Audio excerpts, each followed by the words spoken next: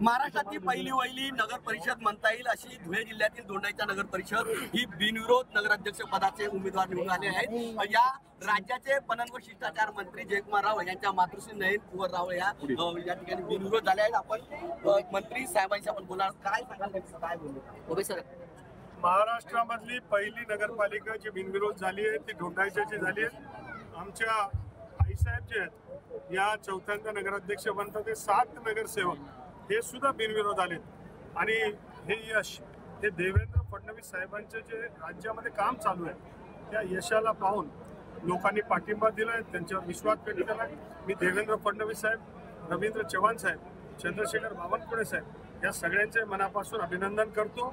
दोंडाईचा तो झाकी आहे, असली पिक्चर मुंबई बाकी। भाऊ, उत्तर महाराष्ट्रात देखील मोठ्या प्रमाणात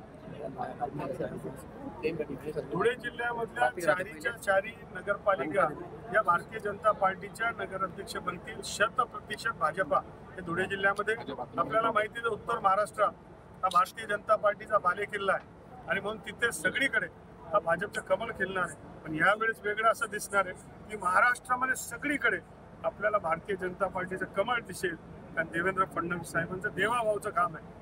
नक्कीच या ठिकाणी संपूर्ण महाराष्ट्रामध्ये देवाभाऊचं काम दिसेल असा विश्वास या ठिकाणी मंत्री जयकुमार राव यांनी व्यक्त केला आहे। मनीष पाचोळे, TV9 मराठी, धुळे।